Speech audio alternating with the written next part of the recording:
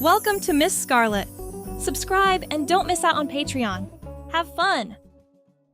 Zeke stared at the screen of his laptop, his blonde hair falling slightly over his forehead as he scrolled through his secret Pinterest board. It was a collection he'd built over months, filled with images of elegant women's fashion, flowing dresses, delicate accessories, and stylish shoes that made his heart race in a way he couldn't quite explain. He lived in a spacious house with his two stepsisters, Lila and Mira, who had moved in after their parents' marriage a few years back. All of them were in their early 20s, navigating adult life with jobs and shared responsibilities. Zeke worked from home as a graphic designer, which gave him plenty of time alone to indulge in these private explorations. One afternoon, while Zeke was out running errands, Lila and Mira decided to borrow his laptop for a quick recipe search. They weren't snooping, at least not intentionally, but when the browser history popped up with a suggestion for his Pinterest login, curiosity got the better of them. Clicking through, they discovered the board titled Dream Wardrobe, brimming with pins of skirts, blouses, and heels. Their eyes widened in surprise, then softened with understanding. "This explains a lot," Lila whispered to Mira, who nodded thoughtfully. They had noticed Zeke's occasional glances at their outfits, his subtle compliments on fabrics and colors. Instead of confronting him directly, they hatched a plan they believed would help him embrace what seemed like a hidden part of himself. That evening, when Zeke returned, he found his bedroom in disarray. His closet doors hung open, and every piece of his male clothing, jeans, t-shirts, sneakers, had vanished. In their place hung an array of dresses, skirts, and tops borrowed from his stepsisters' wardrobes. On the bed lay a note. "Time to try on something new. We love you and want you to be you." Panic surged through him. He rushed to the living room where Lila and Mira sat on the couch, sipping tea casually. "What did you do with my clothes?" Zeke demanded, his voice trembling. Lila set down her cup. "We donated them to charity. You needed a push, Zeke. We've seen your Pinterest board. It's okay. We're here to support you." Mira added gently, "We thought this would help you explore. No judgment. Just try it for a day." Mortified, Zeke's face flushed red. He stormed back to his room, slamming the door. But as the hours ticked by, practicality set in. He had work tomorrow, and going out in nothing wasn't an option. Reluctantly, he sifted through the clothes. A purple A-line dress caught his eye, its soft fabric shimmering slightly. Pairing it with cream-colored ballet flats from the shoe rack they'd added, he slipped them on. The mirror reflected someone unfamiliar, yet intriguing. The dress hugged his frame in a way that felt surprisingly comfortable, and the flats were light on his feet. Stepping out for dinner, he avoided eye contact. Lila smiled warmly. "You look great. That color suits your blonde hair perfectly." Mira nodded. "See? It's not so bad." Zeke mumbled something about it being temporary, but as they ate, he noticed how the dress allowed for easier movement, how the flats didn't pinch like his old shoes. That night, lying in bed, he couldn't deny a flicker of curiosity amid the embarrassment. The next morning, Zeke woke to the reality that this was his new wardrobe. He chose the same purple dress for work, sitting at his desk with the fabric draping over his legs. As he designed logos, his mind wandered to how the outfit felt against his skin.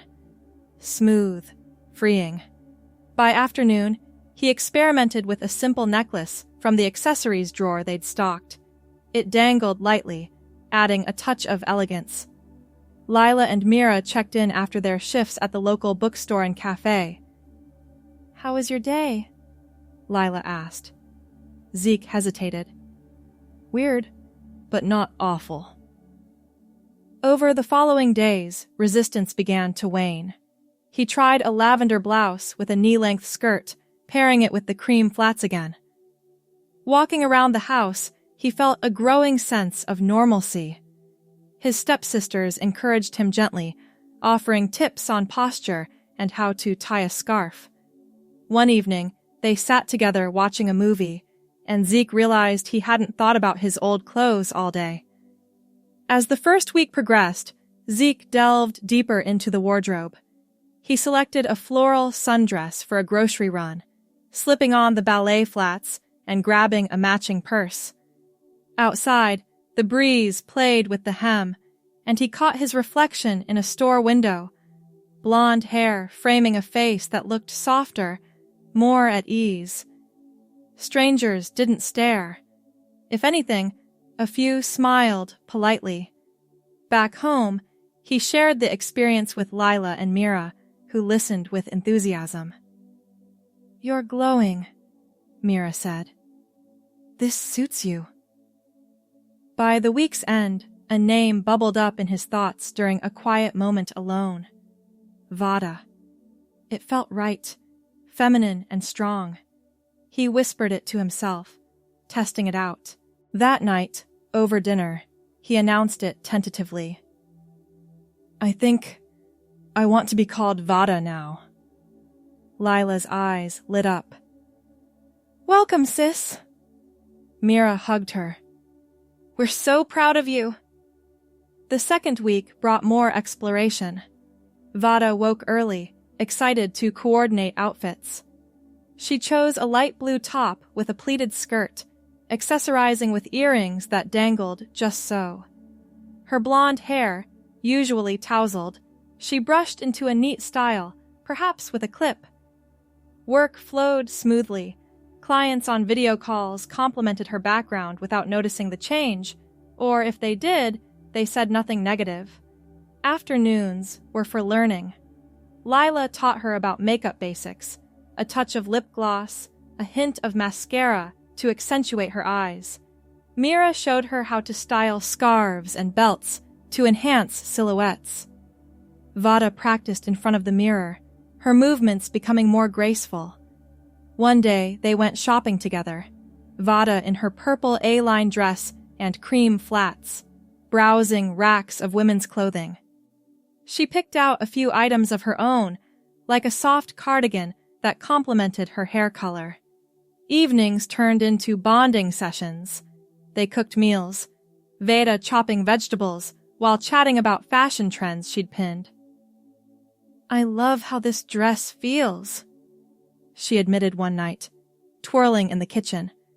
The initial mortification was a distant memory, replaced by a budding confidence. Into the third week, Vada's transformation deepened. She discovered a turquoise midi dress in the closet, its color vibrant against her blonde hair. Pairing it with strappy silver sandals that wrapped delicately around her ankles, she felt elegant, ready for anything. She wore it to a local park outing with her stepsisters, walking paths lined with blooming flowers. The sandals clicked softly on the pavement, and the dress swayed with each step. People interacted with her as Vada now. Friends from work, who she'd confided in via messages, sent supportive texts. One colleague even suggested a virtual coffee chat, where Vada shared her journey briefly, feeling validated. At home, she organized her accessories, matching necklaces to dresses and experimenting with bracelets that jingled pleasantly. Challenges arose, like figuring out hosiery for cooler days. Lila helped, demonstrating how to roll on stockings without runs. Vada laughed at her first attempts, but soon mastered it, adding sheer tights under a skirt for a polished look. Her blonde hair became a focal point. She learned to braid it simply, weaving in ribbons for fun. By midweek, Vada attended a small gathering at Mira's cafe after hours. Dressed in the turquoise midi and silver sandals, she mingled with acquaintances, introducing herself confidently. Conversations flowed about books and art, and no one questioned her presence. It was liberating, a far cry from the hidden Pinterest scrolls. The fourth week solidified everything. Vada's routine was fully feminine, waking to select outfits like a coral blouse with capri pants, always with heels or flats that felt like extensions of herself. She accessorized boldly now, layering necklaces and adding hats on sunny days. Her stepsisters noticed the change in her demeanor. She smiled more, laughed freely. One morning, while sipping coffee in her turquoise dress, Vada reflected on the past month. The mischievous plot had unraveled into something beautiful. She thanked Lila and Mira over breakfast. "You forced me to see who I really am. I can't imagine going back." They hugged, tears in their eyes. "We just wanted you happy," Lila said. As the month drew to a close, Vada explored further. She signed up for an online fashion course, delving into design principles that echoed her graphic work. Evenings involved trying new hairstyles, her blonde locks curled or pinned up. Friends invited her to events, and she attended in outfits that made her feel authentic. But on the last day of the month, as Vada prepared for a family dinner, slipping into a new emerald green dress with matching pumps, a knock came at the door. It was an old acquaintance from Zeke's past, someone who hadn't been in touch for years. "Hey, Zeke, is that you?" The man asked, confusion etching his face. Vada froze, her heart pounding. How would she explain? The stepsisters exchanged glances, ready to support, but the moment hung in the air, unresolved. The dinner proceeded awkwardly at first, with the acquaintance, named Tom, sitting across the table, glancing curiously at Vada's attire. She had chosen the emerald dress for its flattering cut, pairing it with pearl earrings that dangled elegantly against her blonde hair. Lila and Mira steered the conversation toward neutral topics, like recent movies and local news, but Tom's eyes kept drifting back to Vada. "I've changed," Vada said finally, her voice steady. "This is who I am now." Tom nodded slowly, processing. "Wow, that's unexpected." "But hey, if you're happy." The evening eased into lighter chatter, with Vada sharing bits about her fashion interests without diving too deep. Afterward, as Tom left, he promised to stay in touch, leaving Vada with a mix of relief and lingering questions about how others from her past might react. The next day, Vada decided to expand her horizons. She enrolled in a local sewing class, eager to create her own pieces. Dressed in a simple white sundress and espadrille wedges, she arrived at the community center, her blonde hair tied back in a ponytail. The instructor, a kind woman named Elena, welcomed her warmly. "We'll start with basics, patterns and stitches." Classmates were a diverse group, all adults pursuing hobbies. Vada bonded with a few over shared fabric swatches, discussing colors that complemented fair hair like hers. By the end of the session, she had sewn a simple scarf, its edges neat and promising. Home that evening, she showed it off to Lila and Mira. "Look what I made!" They applauded, suggesting she add it to her growing accessory collection. Vada draped it around her neck, pairing it with the turquoise midi dress and silver sandals for a mirror check. It added a personal touch, making her smile. As days turned into another week, Vada's confidence grew. She ventured to a boutique alone, trying on a velvet top that hugged her form perfectly. The sales associate complimented her style, recommending a belt to cinch the waist. Purchasing it, Vada felt empowered, her steps in the silver sandals light and assured. Work projects took on new inspiration. She incorporated feminine motifs into designs, like swirling patterns reminiscent of dress hems. Clients praised the creativity, unaware of the personal shift fueling it. One afternoon, while in a polka dot blouse and flared skirt, Vada received an email from a distant relative inviting the family to a reunion. The thought of facing extended family as Vada stirred nerves, but also excitement. She discussed it with her stepsisters over tea. "We'll go together," Mira assured. "Show them the real you." Lila added, "You've come so far. This could be the next step." Preparing for the event, Vada spent hours selecting the perfect outfit. A lavender gown with subtle beading, matched with heeled sandals that elongated her silhouette. She practiced her introduction in the mirror, her blonde hair styled in loose waves. The reunion was held at a park pavilion, with picnic tables laden with food. Relatives milled about, hugging and chatting. Vada arrived with Lila and Mira, her gown flowing in the breeze. Heads turned, whispers followed, but she held her head high. Aunt Clara approached first. "Zeke! My goodness, you look different!"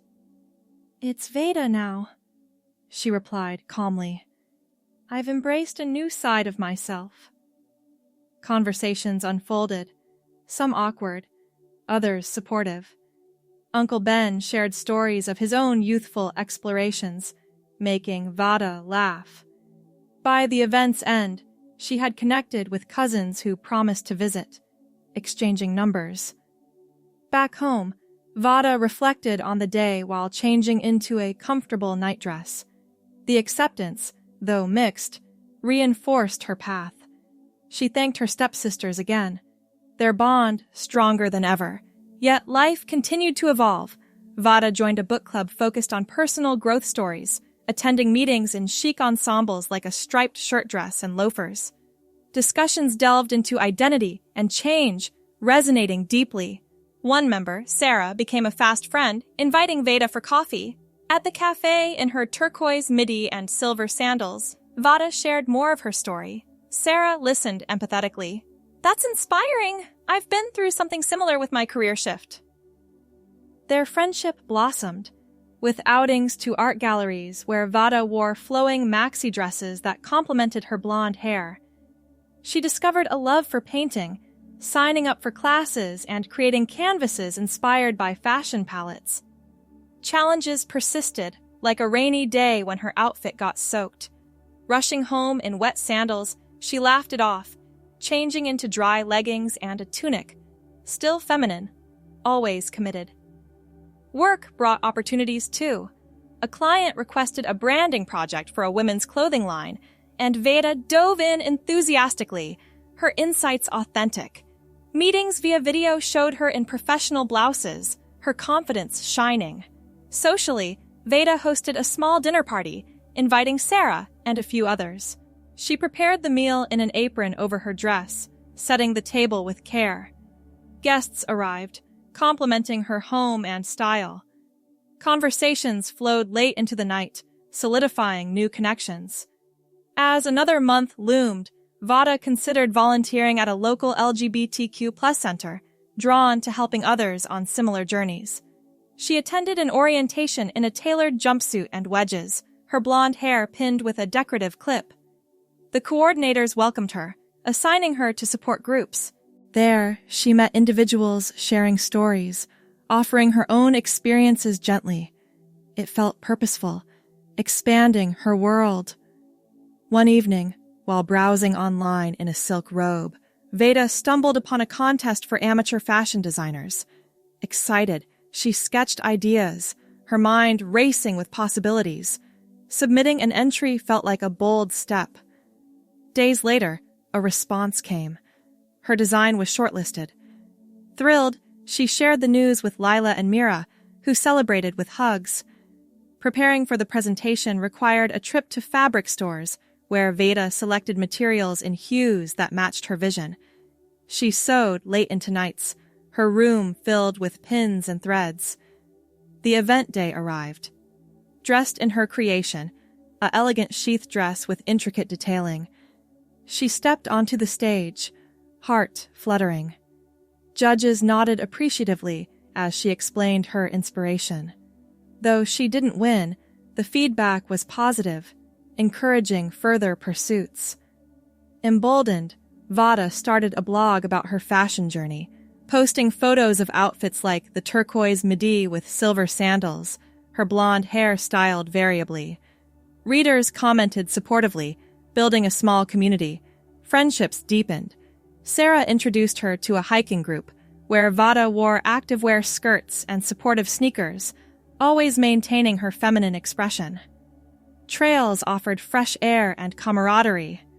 Holidays approached, and Vada planned decorations, stringing lights while in festive attire. Family gatherings now included her as Vada fully, with gifts of accessories and clothes. Yet, amid the joy, a letter arrived from an old friend overseas, announcing a visit. The friend knew Zeke from college days, unaware of the change. Vada pondered how to navigate it, her stepsisters offering advice. As the visit neared, she chose a welcoming outfit, a soft sweater dress and boots. The doorbell rang, and there stood Alex, luggage in hand. "Wait, who?" "It's Vada now," she said, smiling. "Come in. We have a lot to catch up on." Alex entered, intrigued. Over tea, Vada explained her transformation, the Pinterest discovery, the clothing switch, and her emergence. Alex listened, then shared his own life updates, accepting without hesitation. Their time together included city explorations, Vada in various dresses, sharing laughs and memories adapted to her new self. As Alex departed, promising future visits, Vada felt another layer of affirmation. Professionally, her graphic design business grew, attracting clients who valued her unique perspective. She hired an assistant, training her in a shared office space, always dressed impeccably. Personal growth continued with yoga classes, where Vada wore leggings and tunics, finding peace in poses that enhanced her grace. One weekend, she organized a fashion swap with friends, exchanging pieces. In a borrowed kimono-style wrap, she mingled, discovering new styles. But then, during a routine doctor's appointment, dressed in a modest skirt and blouse, the physician noted something unusual in her blood work. A potential health issue unrelated to her transition, but requiring follow-up. Vada left the office concerned, her mind swirling. Sharing with Lila and Mira, they rallied around her. "We'll face it together," they said. Awaiting results, Vada threw herself into creative projects, designing more, blogging fervently. The uncertainty lingered, but her resolve strengthened. Weeks later, the call came. Benign, treatable with minor adjustments. Relief washed over her, celebrated with a special dinner in her favorite turquoise midi and silver sandals. Life pressed on, with Vada exploring photography to capture her outfits against scenic backdrops. Trips to the beach saw her in swimsuits with cover-ups, blonde hair tousled by sea breeze. She mentored at the center, guiding a young adult through their own discovery, offering empathy drawn from experience. A surprise came when her blog gained traction, leading to a collaboration offer from a small brand. Excited, she met with them in a business casual ensemble, negotiating terms.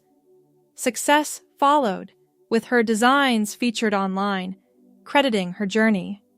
Relief washed over her after the doctor's call. Benign, treatable, nothing life-altering. That night she celebrated with Lila and Mira over dinner, wearing her favorite turquoise midi and silver sandals. Laughter filled the kitchen, the air light again. Later, in the quiet of her room, Vada sat at her desk sketching a new design. Her phone buzzed. At first, she ignored it, focused on the curve of a sleeve she was drafting. Then she glanced at the screen. Her chest tightened. The caller ID glowed with a name she hadn't seen in years. Dad. She froze, pencil slipping from her hand. Hope you enjoyed the story so far, The rest will be available on Patreon.